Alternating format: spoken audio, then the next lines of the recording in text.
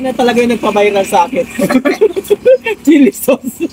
Ito ang inasal na 115 pesos lang, unlimited rice na siya. Kaya naman binabalik-balikan ko at kahit sangkatuta kayo at nag-aagawan kayo sa kanin, hindi kayo mauubusan. O, di ba? At tingnan mo naman si Mila, sarap na sarap ang kagat.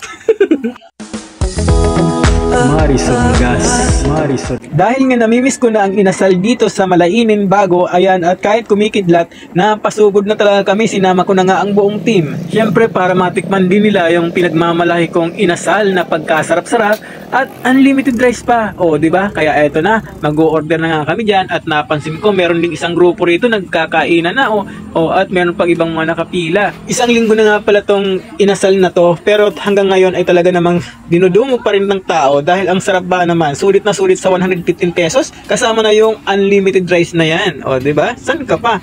Kaya naman tingnan mo, ang dami-dami mga naka-stack na ritong bigas. O, sako-sako na yan. Dahil unlimited nga. At tingnan mo naman, may reserva na rin silang sulit gas kung saan sila ay nakakatipid sa gas na yan at talagang sulit na sulit. Kaya naman, yan ang napili nilang maging suki sa kanilang LPG na ginagamit. O, di ba? Saan ka pa naisingit yung LPG? Ayan, at ito ang kanilang mga staff dyan na talaga namang kasisipag at kababait. At ito na nga yung kanilang pinagmamalaking inasal na pagkasarap-sarap. Ang lambot ng chicken yan at syempre, masarap, malinamnam. Ayan, at may dumating pang customer. Kapitbahay namin yan sa Barangay Sapa. Talagang dito pa yan dumiretso para kumain lang. O, di ba? Ganyan kasi kasarap dito. O, san ka pa? Sugod na kayo dito sa Malainin Bago at eto na nga, siniserve na nga yung aming mga order dyan. O, di ba? O, ang lalaki ng serving dyan at ang lambot-lambot niyan. O, di ba? Tapos, saktong-sakto na yung pagkakainasal niya, o yung pagkakaihaw niya. O, syempre, dahil kumpleto ng aming order, kakain na kami. Kaya naman, nakangiti na mga kasama ko. O, di ba? Tuntua na sila, kakain na daw. Eto na si Mila at si Nognog. O, nagpo-post-post pa. Eto na. At meron pala rin dito silang iba't iba pang mga siniserve. O, meron din silang grilled liempo. O, katulad niyan, di ba? Pasilip po rin sa inyo ang kanilang iba pang menu. Ayan. Bukod sa grilled liempo, meron din po silang Paris overload. At meron din silang lugaw pag umaga. O, di ba? Hapon. Tapos may bulalo. O, kare-kare. Meron din silang tapsi, iba't ibang klase ng silog meals. O, at sisig, di ba? O, ayan, kain muna po kami. So, ayan, pinauna ko na nga silang kumain dyan dahil ako ay abala pa sa pag-video. Ayan, tingnan nyo naman. At sarap na silang kumain dyan. O, di ba?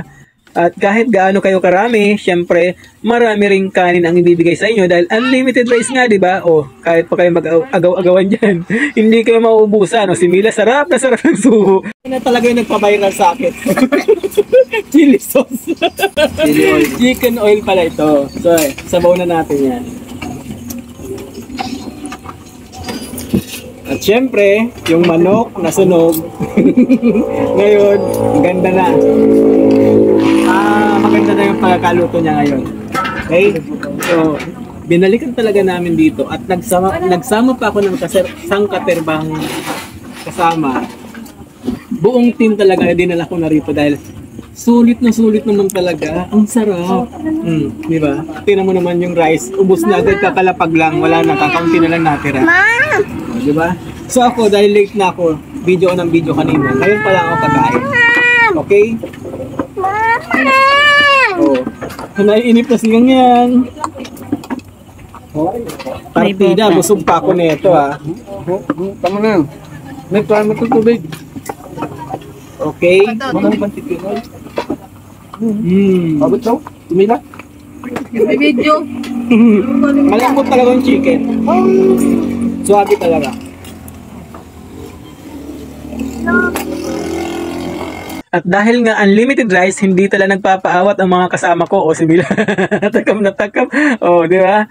Sige lang. Marami tayong supply niyang bigas na yan. Kaya, kain lang ng kain. Basta uubusin, huwag magtitira. O, di ba?